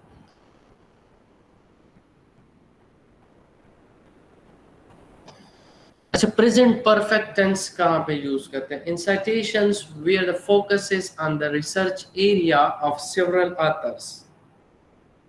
अब अगर ये अगेन प्रेजेंट परफेक्ट की बात वही है जो पहले मैंने कहा प्रेजेंट टेंस में, कि प्रेजेंट परफेक्ट टेंस बाज़ औक़ात बहुत ज़्यादा स्ट्रेस अगर हम किसी चीज़ को देना चाहते हैं तो उसके लिए प्रेजेंट परफेक्ट टेंस यूज़ कर सकते हैं, ठीक है। तो प्रेजेंट परफेक्ट टेंस अगेन यहाँ पे स्ट्रेस देने के लिए, अगर किसी बात पे आप स्ट्रेस देते हैं तो उसके लिए भी प्रेजेंट परफेक्ट टेंस यूज़ करते हैं, ठीक है। अगर एक टॉपिक है या एक एरिया ऑफ रिसर्च है या एक टॉपिक है, उसमें एक खास मेथड है, उस पे बहुत ज़्यादा लोगों ने काम किया है, ठीक है, तो इसका मतलब क्या हुआ कि वो बहुत ज़्यादा इम्पोर्टेंट हो गया, वो चीज़ ज़्यादा इम्पोर्टेंट हो गया। अगर वो ज़्यादा इम्पोर्टेंट है तो उसको अगर आप अपने लिटरेचर में डालते हैं तो उस पर आप ज़्यादा स्ट्रेस देंगे, समझ आ रही है? तो इस ज़्यादा स्ट्रेस देने के लिए यहाँ पे आप प्रेजेंट परफेक्ट टेंस यूज़ कर सकते हैं, ठीक है। तो यहाँ पे देखिए, in citations where the focus is on the research area of several authors, several authors है, ठीक है, यानी बहुत सारे लोगों ने इस एरिया में काम किया है, ठीक है। जिस तरह यहाँ देखें, several studies have provided support for the suggestion that the amount of ये कौन सा phonological recording that is carried out depends on orthographic depth, ठीक है। several studies, ज्यादा स्टडीज है, ठीक है। तो यहाँ पे कौन सा have provided यूज किया है, प्रेजेंट परफेक्ट टेंस यूज किया है, ठीक है। अब यहाँ पे देखिए ऑथर्स कितने हैं, एक ये है, दूसरा पेपर ये है, तीसरा पेपर ये है, ठीक है, तीसरा, और इसमें बल्कि 2 पेपर हैं इन 2 लोगों के, तो टोटल 4 पेपर है, 4 लोगों ने इस पे काम किया है। तो 4 लोगों की बात हम प्रेजेंट करते हैं या 4 पेपरों की बात प्रेजेंट करते हैं, तो इसको स्ट्रेस देने के लिए कौन सा टेंस यूज किया है, प्रेजेंट परफेक्ट, ठीक है। Joint roughness has been characterised by in number of authors, in number of authors, और वो कौन से हैं, ये है, ठीक है। तो present perfect is again used for area of several authors, ठीक है, to generalize about the extent of the previous research, ठीक है। अगर previous research को आप generalize करते हैं, यानी previous research बहुत सारे लोगों का रिसर्च आपने ऊपर बयान कर दिया, अब एंड पे एक generalized statement डालते हैं, ठीक है, तो वो भी आप प्रेजेंट परफेक्ट टेंस में डाल सकते हैं। जिस तरह यहाँ एग्जांपल में देखें, many studies have been conducted in this field, ठीक है, few researchers have examined this technique, there has been extensive research into this phenomena, जो भी है, ठीक है। तो ये क्या किया है, यहाँ पे बहुत सारे लोगों की बातें हैं, उनको डिस्कस किया ऊपर, तो समराइज फॉर्म में फिर ये आप इस तरह प्रेजेंट परफेक्ट टेंस में लिख सकते हैं, ठीक है। ये अगेन मैं लिटरेचर रिव्यू के हवाले से डिस्कस कर रहा हूँ, ये जितने भी टेंसेस हैं ये लिटरेचर रिव्यू के हवाले से है, ठीक। अच्छा, टेंसेस के हवाले से बस यही काफ़ी था। नेक्स्ट है द राइटिंग प्रोसेस। अब राइटिंग प्रोसेस क्या है, अगेन मैं कह रहा हूँ ये याद रखें, हमेशा याद रखें, फर्स्ट टाइम आप लिखेंगे तो आपका जो ड्राफ्ट होगा वो कभी भी फाइनल नहीं होगा, ठीक है, रफ ड्राफ्ट होगा, ठीक है। प्रपोजल है या थीसिस है या रिसर्च पेपर है, तो इस चीज़ के लिए तैयार रहें कि हमेशा इसमें इम्प्रूवमेंट होगी, ठीक है। तो रफ ड्राफ्ट आप शुरू करें अभी से, लेकिन स्टार्ट करना लाजमी। अगर आप कहते हैं कि मैं नहीं लिख सकता, तो फिर कभी भी आप नहीं लिख सकते। आप अभी स्टार्ट करें, पेपर्स डाउनलोड करें, कुछ पेपर स्टार्ट करें, प्रपोजल लिखना है उस पर शुरू करें, तो आपको आहिस्ता आहिस्ता टाइम लगेगा, लेकिन आहिस्ता आहिस्ता आपको तरीका आ जाएगा, आप लिखना शुरू करें, ठीक है। रफ ड्राफ्ट बनाए, फिर उसको फाइनल करें, फिर उसमें एडिटिंग करें, उसमें दोबारा एडिटिंग करें, कुछ लोगों को दिखाएं, सुपरवाइजर को दिखाएं, ठीक है। अपने फील्ड में अगर आप जहाँ पे जॉब करते हैं वहाँ पे कोई एक्सपर्ट है उसके साथ शेयर करें, वो भी चेंजेस कर सकता है, ठीक है। तो इससे आपकी जो राइटिंग स्किल है वो भी इम्प्रूव हो जाएगी, आपकी जो प्रपोजल है या जो डॉक्यूमेंट है वो भी आहिस्ता आहिस्ता इम्प्रूव होगी, ठीक है। तो राइटिंग का प्रोसेस यही है। Show others, have someone else to look at your literature review for। यहाँ पे मैंने सिर्फ लिटरेचर रिव्यू लिखा है क्योंकि ये लेक्चर सिर्फ लिटरेचर रिव्यू का है, बाकी तमाम चीज़ों के लिए सिर्फ लिटरेचर रिव्यू नहीं। प्रपोजल आप लिखते हैं, पूरा प्रपोजल भी आप दूसरे लोगों के साथ शेयर करें, उनको दिखाएं कि ये ज़रा रीड करें, ठीक है। सॉफ्ट फॉर्म में बेशक शेयर ना करें, हार्ड फॉर्म में आप देखें, आप ये रीड करें, क्योंकि आपसे फिर वो यूज़ ना करें, ठीक है। तो इनके साथ शेयर कर सकते हैं रीड करने के लिए। प्रपोजल, रिसर्च पेपर, थीसिस, जो भी चीज़ आप लिखते हैं बाकी लोगों को, बाकी दोस्तों को, बाकी स्टूडेंट्स के साथ शेयर करें और उनसे कमेंट्स लेके वो क्या कहते हैं आपके राइटिंग के बारे में, ठीक है। तो इसमें ये चीज़ें इम्पोर्टेंट है, ये 3 चीज़ें बहुत ज़्यादा इम्पोर्टेंट है, ये होनी चाहिए आपके लिटरेचर रिव्यू में ख़ास तौर पे। नंबर 1 क्लियरिटी, यानी आपकी लिटरेचर रिव्यू क्लियर होनी चाहिए। क्लियर का मतलब है कि जिस बंदे को आपने दिया है वो ये समझ रहा है कि आपका क्या मतलब है, आप क्या कहना चाहते हैं, ठीक है। इससे उसको समझ आ रहे हैं सारी चीज़ें या नहीं। अगर उसको क्लियरली समझ आ रहे हैं तो इसका मतलब है कि आपने जो लिटरेचर रिव्यू लिखा है दिस इज क्लियर, ठीक है। सेकंड, इसमें फ्लो होनी चाहिए। फ्लो का मतलब है कि does the organisation make sense, ठीक है, कि आपके लिटरेचर रिव्यू में फ्लो है। फ्लो जिस तरह मैंने पहले बयान किया है ऑर्गेनाइजेशन के बारे में कि अगर क्रोनोलॉजिकल ऑर्डर में है तो आया वाकई ये क्रोनोलॉजिकल ऑर्डर में है, जिस तरह फील्ड में डेवलपमेंट हुई है 1950, 1960, 70 इसी ऑर्डर में है, या कभी 1950 की बात है, कभी 2020 की बात है, फिर अगेन 1960 की बात है, 1999 की बात है। समझ आ रही है? ऑर्डर ज़रूरी है, फ्लो ज़रूरी है, और फ्लो पर सेंटेंसेस में भी फ्लो बहुत ज़्यादा इम्पोर्टेंट है, ठीक है। आपको पता होगा हमें स्कूल्स में ये मसला है कि हमें स्कूल्स में इंग्लिश सही तरीके से नहीं पढ़ाते। मैंने अभी आइल्स का एग्ज़ाम दिया था, अभी नहीं बल्कि 2 साल तो कंप्लीट हुए अभी, तो उसमें उसकी तैयारी के लिए मैं पढ़ रहा था, तो यकीन करें मैं फर्स्ट टाइम वो सारी चीज़ें पढ़ रहा था, हालांकि वो इंग्लिश की चीज़ें थी जो स्कूल में होनी चाहिए, ठीक है। मुझे टॉपिक का पैराग्राफ के स्ट्रक्चर का पता वहाँ से चला कि पैराग्राफ क्या होता है और पैराग्राफ का स्ट्रक्चर क्या होता है, ठीक है। जब आप किसी टॉपिक पे लिखते हैं तो इसमें आपके पास बहुत सारी बातें होनी चाहिए, ठीक है। यानी मेन पॉइंट्स आपके पास किसी भी टॉपिक पे 2, 3 या 4 या 5 होने चाहिए, ठीक है। और 4 पॉइंट्स है आपके पास, तो इसका मतलब है उस टॉपिक पे आप 4 पैराग्राफ लिख सकते हैं। एक पैराग्राफ में हमेशा एक पॉइंट आपने प्रेजेंट करना होता है, ठीक है। एक पैराग्राफ में एक पॉइंट, और फिर जो पैराग्राफ है, पैराग्राफ में भी स्टार्टिंग सेंटेंस किस किस्म का होगा, दरमियान में किस किस्म के सेंटेंसेस होंगे, ठीक है, और फिर एंड में किस किस्म का सेंटेंस होगा। समझ आ रही है? ये स्ट्रक्चर है पैराग्राफ का स्ट्रक्चर। स्टार्टिंग हमेशा उस पॉइंट से शुरू करते हैं, उस पॉइंट का इंट्रोडक्शन करते हैं, ठीक है। जो भी पॉइंट है, फर्ज करें मैंने कोई टॉपिक लिखा है, उस टॉपिक के मेरे पास 3-4 पॉइंट्स है, तो फर्स्ट पॉइंट में प्रेजेंट कर रहा हूँ, तो फर्स्ट सेंटेंस उस पॉइंट का इंट्रोडक्शन होगा, ठीक है।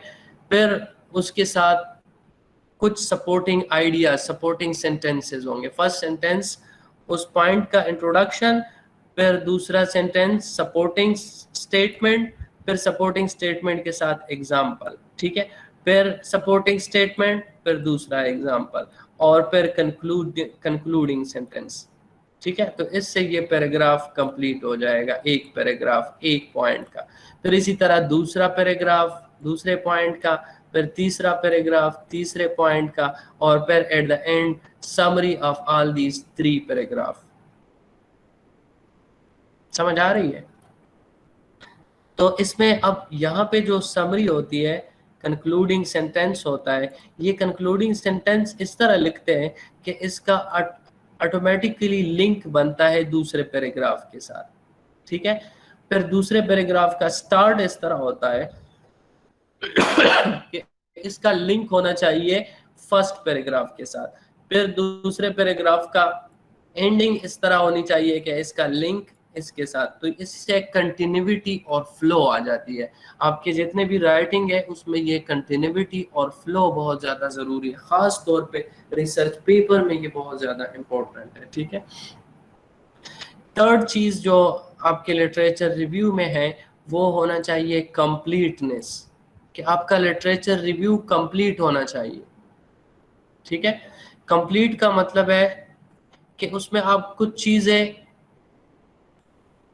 या कुछ पेपर्स या कुछ स्टडीज वो खाली ना छोड़े, ठीक है। कंप्लीट स्टार्ट से लेके आज तक इस फील्ड में या इस टॉपिक पे जितना भी काम हुआ है वो कंप्लीट आप प्रेजेंट करें, ठीक है। क्वेश्चंस लेफ्ट अनआंसर्ड, कुछ ऐसे क्वेश्चन जो आपके पूरे प्रपोजल में या आपके पूरे थीसिस में लोगों को समझ नहीं आ रही है, वो आप अनआंसर्ड ना छोड़े, वो इसको कंप्लीट आंसर करें इन लिटरेचर रिव्यू की मदद से, ठीक है। स्टेटमेंट्स विदाउट साइटेशंस ना हो, ठीक है। कोई ऐसा स्टेटमेंट ना हो जिसके साथ साइटेशन ना हो, ठीक है। सिर्फ वो स्टेटमेंट विदाउट साइटेशन होंगे जो आपकी बातें हैं, जो आपने अपने कमेंट्स लिखे हैं, अपने एक्सप्लेनेशन बयान किए हैं, वो विदाउट साइटेशन, साइटेशन मीन वहां पे रेफरेंस नहीं होगा, ठीक है, लिटरेचर रिव्यू में। या वो बातें जो जनरली एक्सेप्टेबल है, जनरली एक्सेप्टेबल यानी सब लोगों को पता है, तो उनकी ज़रूरत फिर नहीं है, ठीक है, उनके साथ फिर साइटेशन की ज़रूरत नहीं। बाकी जो भी बातें आप कहेंगे तो वो दूसरे पेपरों से होंगी, दूसरे पेपर या किसी दूसरे लोगों के पब्लिकेशंस आपने देखे हैं उनसे आप वो बातें लिखेंगे, बेशक आप अपने वर्ड्स में लिखेंगे, ठीक है, लेकिन उनके साथ उन लोगों का रेफरेंस जिनका ये है वो डालना बहुत ज़्यादा ज़रूरी है, इम्पोर्टेंट है, ठीक है। समझ गए? तो ये 3 चीज़ें चेक करें दूसरे लोगों से। जब आप एक दफ़ा लिटरेचर रिव्यू लिखें तो दूसरे लोगों को ये दिखाएं और इनसे कहें कि इसमें ये 3 चीज़ें चेक करें कि ये उनको क्लियर है, इसमें फ़्लो है, कंटिन्यूटी है, कंप्लीट है या इनकम्प्लीट है। ख़ास तौर पे आपका सुपरवाइज़र आपको ज़्यादा अच्छे तरीके से इनमें गाइड कर सकता है, ठीक है। कुछ पॉइंट्स हैं जो आपके गुड लिटरेचर रिव्यू में होने चाहिए, यानी एक गुड लिटरेचर रिव्यू वो होगा जिसमें ये पॉइंट हो, ठीक है। फोकस्ड होना चाहिए, focused mean the topic should be narrow, you should only present ideas and only report on studies that are closely related to your topic। समझ आ रही है? यानी इधर उधर की बातें ना हो, स्पेसिफिकली आपके टॉपिक से रेलेवेंट लिटरेचर, ठीक है, रेलेवेंट बातें, तो वो फिर गुड लिटरेचर कंसिडर होगा, ठीक है। कंसाइज होना चाहिए, concise ideas should be presented economically, ठीक है। Don't take any more space than you need to present your ideas. ये बहुत ज़्यादा इंटरेस्टिंग सेंटेंस है कि जितने स्पेस की आपको ज़रूरत है सही तरीके से बयान करने के लिए उतना ही यूज़ करें, इससे ज़्यादा यूज़ ना करें, ठीक है। तो कंसाइज का मतलब असल में बाज़ लोग समझते हैं कि इसका मतलब है सिर्फ मुख्तसर, ठीक है, ये शॉर्ट। इसका मतलब सिर्फ शॉर्ट नहीं है, यहाँ पे इकोनॉमिकल वर्ड यूज़ किया है, ठीक है। इकोनॉमिकल और चीप दोनों में फ़र्क है, ठीक है। इकोनॉमिकल का मतलब है कि बेशक कम जगह पे हो गया लेकिन कंप्लीट हुआ है। कंसाइज का मतलब ये है कि शॉर्ट भी हो और जामे भी हो, ठीक है, यानी डिटेल कंप्लीट हो, ये ना हो कि आप इतना शॉर्ट करें कि वो फिर कंप्लीट ना हो, कंप्लीटनेस भी आपने चेक करना है। तो कंसाइज के वर्ड में ये ज़रा गौर से इसको चेक करें, ठीक है। गुड लिटरेचर में फोकस होना चाहिए, कंसाइज होना चाहिए, लॉजिकल होना चाहिए। लॉजिकल का मतलब है फ्लो उसमें होना चाहिए, ठीक है, स्मूथ फ्लो, जिस तरह मैंने ऊपर पैराग्राफ के हवाले से डिस्कस किया, ठीक है। The flow within and among paragraphs should be a smooth logical progression from one idea to the next, जिस तरह मैंने 2-3 पॉइंट्स लिखे हुए, तो उसमें लॉजिकल प्रोग्रेशन होना चाहिए। एक पॉइंट आप बयान करते हैं एक पैराग्राफ में, दूसरे की तरफ जाते हैं तो उसके साथ लिंकर्स होने चाहिए, ठीक है। लिंकर से याद आया, अभी आप जो थीसिस लिखेंगे, थीसिस में 2 चीज़ें बहुत ज़्यादा इम्पोर्टेंट है जो अक्सर स्टूडेंट्स नहीं करते। एक है इंट्रोडक्शन, जिस तरह मैंने अभी स्टार्ट में कहा, introduction of every chapter, introduction of every chapter. Her chapter का स्टार्ट किस चीज़ से होगा? इंट्रोडक्शन से होगा, ठीक है। इंट्रोडक्शन से करेंगे तो ये उस चैप्टर का आइडिया देगा, ठीक है। और फिर दूसरा है ending of the chapter. Ending of the chapter यानी तमाम चैप्टर का एंडिंग क्या होना चाहिए? वो समरी होना चाहिए, ठीक है। एंड पे चैप्टर की समरी होनी चाहिए कि इस चैप्टर में हमने ये डिस्कस किया और इसके बाद नेक्स्ट चैप्टर में अभी ये आएगा, ठीक है। तो इसको समराइज करो, ठीक है। तो इससे वो लॉजिकल सीक्वेंस बन जाता है, लॉजिकल प्रोग्रेशन। अच्छा, फोर्थ जो आपका लिटरेचर रिव्यू अगर गुड है या अगर इसमें ये चीज़ें हैं तो फिर गुड होगा। तो 4th नंबर पे है developed. Develop mean don't leave the story half told. जिस तरह मैंने कहा कि 1950 से 2020 तक आपने तमाम जितने भी पेपर्स हैं उन तमाम के बारे में आइडिया देना है। कुछ चीज़ें खाली छोड़नी नहीं है, कुछ गैप्स नहीं होने चाहिए, ठीक है। इंटीग्रेटिव का मतलब तकरीबन वही है जो हमने ऊपर लॉजिकल में डिस्कस किया। Your paper should stress how the ideas in the studies are related, ठीक है। जो बातें आप कर रहे हैं, जिन लोगों की बातों का आप जिक्र कर रहे हैं, वो आपके रिसर्च क्वेश्चन के साथ किस तरह रिलेटेड है, ये भी आप लिटरेचर रिव्यू में एक्सप्लेन करेंगे, ठीक। Focus on the big picture, ठीक है। ब्रॉड सेंस में फोकस करें, इस तरह नहीं है उसको ज़्यादा नैरो ना करें। स्टार्ट हमेशा ब्रॉड सेंस से लेंगे, ठीक है। लिटरेचर रिव्यू का स्टार्ट जो होगा वो हमेशा ब्रॉड जनरल पॉइंट से होगा, फिर आहिस्ता आहिस्ता स्पेसिफिक की तरफ आएंगे। What community do all the studies share. तमाम स्टडीज़ में जो आप प्रेजेंट कर रहे हैं उनमें कॉमन क्या चीज़ है जो आपके पेपर या आपके आइडियाज़ के साथ इनका ताल्लुक है। How are some studies different than others. Differences क्या है, सिमिलरिटीज क्या है, डिफरेंसेस क्या है, जिसको हम वो कंट्रोवर्शियल पेपर्स कौन कौन से है। Your paper should stress how all the studies reviewed contribute to your topic, ठीक है। जो आपने तमाम पेपरों का रिव्यू डाला है, इसमें आपके पेपर के साथ क्या ताल्लुक है, क्या कंट्रीब्यूट करते हैं, इन तमाम स्टडी से आपको क्या मिल रहा है, ये चीज़ इसमें शो करना मस्ट है। करंट होना चाहिए। Your review should focus on work being done on the cutting edge of your topic. ठीक है, cutting edge of your topic का मतलब यहाँ पे दो किस्म से है। करंट का मतलब दो किस्म के है। एक करंट का मतलब यह है कि लेटेस्ट रिसर्च होना चाहिए, ठीक है, और दूसरा करंट का मतलब यह है कि आपके टॉपिक से मोस्ट रेलेवेंट होना चाहिए।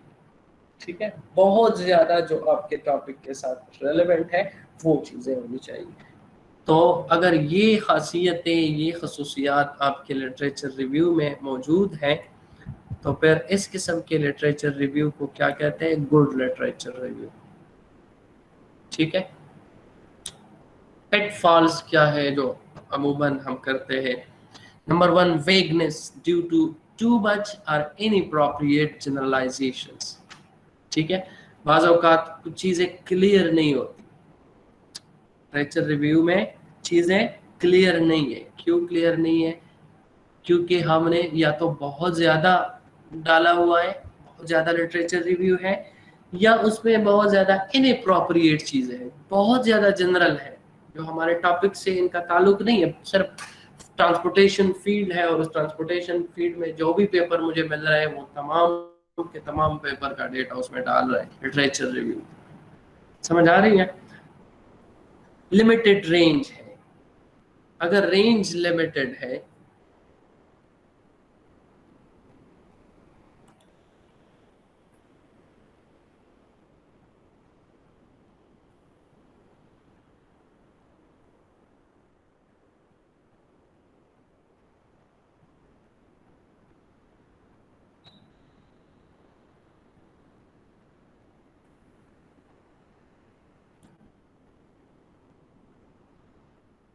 लिमिटेड रेंज का अगेन मतलब यही है कि लेट्स सपोज 1950 टू 2000 पेपर है और 2000 के बाद नहीं।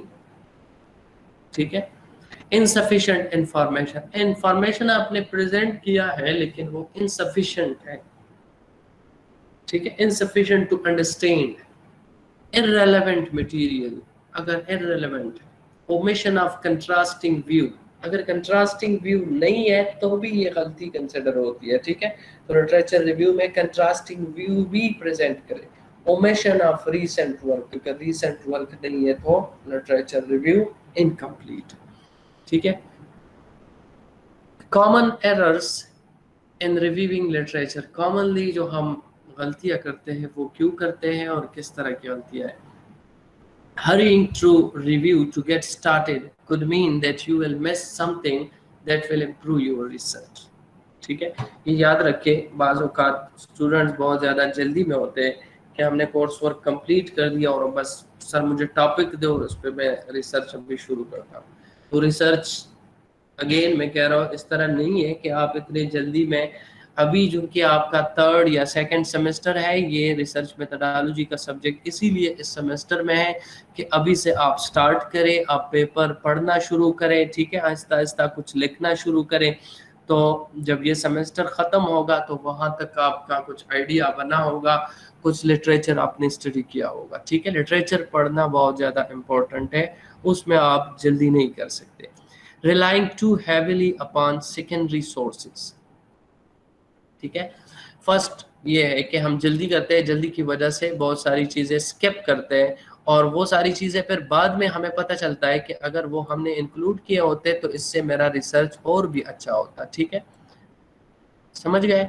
दूसरी बात है relying too heavily upon secondary sources. बाज़ सोर्सेज सेकेंडरी सोर्सेज कंसिडर होती है, ये याद रखिए।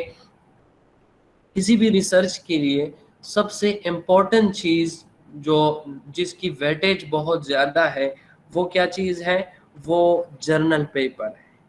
ठीक है, इसके बाद फिर अदर पेपर्स यानी कॉन्फ्रेंस पेपर की वेटेज उससे कम है, जर्नल पेपर की वेटेज बहुत ज़्यादा है। ठीक है, फिर उसके बाद बुक्स की नंबर आती है, बुक्स की बारी यानी 3rd नंबर पे, यानी जर्नल पेपर सबसे 1st नंबर पे, कॉन्फ्रेंस पेपर 2nd नंबर पे, 3rd नंबर पे फिर बुक्स, और फिर उसके बाद अगर कोई वेबसाइट है या कोई न्यूज़ है, ठीक है, तो वो न्यूज़, वेबसाइट्स और सोशल मीडिया ये सारी चीजें इनको सेकेंडरी सोर्सेज कहते हैं, ठीक है। ये एकेडमिक से रिलेटेड नहीं है। एकेडमिक चीजें क्या है, जर्नल पेपर है, कॉन्फ्रेंस पेपर है या बुक्स, ठीक है। बुक्स भी ज्यादा पुराने ना हो, लेटेस्ट बुक्स। तो सेकेंडरी सोर्सेज अगर कोई वेबसाइट है, कोई ब्लॉग है, कोई फेसबुक है या कोई व्हाट्सएप ग्रुप है या कुछ इस किस्म के इंफॉर्मेशन है, न्यूज़पेपर है, मैगजीन है, तो इनको क्या कहते हैं, इनको सेकेंडरी सोर्सेज कहते हैं।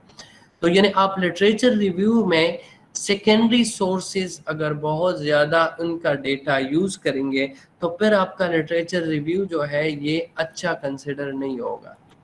क्लियर है इसका मतलब ये, यानी ज़्यादा इंफॉर्मेशन आपने पब्लिकेशन से लेनी है। Concentrating on findings rather than methods, ये याद रखिए। ज़्यादातर स्टूडेंट्स लिटरेचर रिव्यू पढ़ने के दौरान ज़्यादातर फोकस देते हैं रिजल्ट्स पे, ठीक है। रिजल्ट्स इम्पोर्टेंट है लेकिन रिजल्ट्स किस तरह आए हैं इनका मेथड इनसे ज़्यादा इम्पोर्टेंट है, ठीक है। यानी प्रपोजल पे जब आप आते हैं, प्रपोजल प्रेजेंट करते हैं, तो उस वक्त तक आपको मेथड आना चाहिए कि ये प्रोजेक्ट आपने किस तरह परफॉर्म करना है, ठीक है। ये जो प्रोजेक्ट आप प्रेजेंट कर रहे हैं आपको पूरा मेथड स्टेप बाय स्टेप आपको पता होना चाहिए प्रेजेंटेशन के दौरान, क्योंकि अगर आपको ये पता नहीं है और पैनल को ये पता चल गया कि ये प्रोजेक्ट नहीं कर सकता, तो फिर आपका प्रोजेक्ट, आपका प्रपोजल कभी भी एक्सेप्ट नहीं होगा, ठीक है। Overlooking sources other than academic journals, ठीक है, यानी ज्यादा फोकस देना इन चीजों को। Don't forget newspaper articles, magazine, blogs etcetera. अच्छा, इसका मतलब ये है कि ओवरलुकिंग का मतलब है कि हम अगर सिर्फ एकेडमिक जर्नल का डेटा यूज करते हैं लिटरेचर रिव्यू में, सिर्फ जर्नल पेपर, कॉन्फ्रेंस पेपर, तो फिर भी ये ठीक नहीं है। समझ आ रही है? सेकेंडरी सोर्सेज से भी डेटा इंक्लूड करना है, मैगजीन से, ब्लॉग से, न्यूज़पेपर से, ठीक है। ये भी इसमें शामिल करना ठीक है, लेकिन बहुत ज्यादा नहीं होना चाहिए। ज्यादा क्या होना चाहिए? एकेडमिक जर्नल्स, ठीक है। सर्चिंग टू ब्रॉड और too narrow of a topic, ना तो बहुत ज्यादा ब्रॉड जाना है और ना बहुत ज्यादा नैरो जाना, in between these two, ठीक है। Inaccuracy in the compiling of bibliographic information, ये असल में bibliographic information यहाँ पे लिखा है, ये रेफरेंस लिस्ट की बात कर रहे हैं कि अगर रेफरेंस लिस्ट में गलतियां हैं तो ये भी लिटरेचर रिव्यू की गलती कंसिडर होती है, ठीक है। या अगर बॉडी में आप किसी की बात कहते हैं और ब्रैकेट में उसका रेफरेंस सही नहीं डालते हैं लेकिन सही नहीं है, या नाम गलत है या उसका ईयर ऑफ पब्लिकेशन गलत है, तो ये भी एक बहुत बड़ी एरर कंसिडर होती है लिटरेचर रिव्यू में, ठीक है। So this was all about today's lecture. बाकी इसमें ये वैसे एक कोट है, courage doesn't happen when you have all the answers, ठीक है, ये याद रखें। ये रिसर्च के लिए बहुत ज़्यादा मोटिवेटिंग कोट है। It happens when you are ready to ask questions you should rather avoid, ठीक है। Okay, thank you.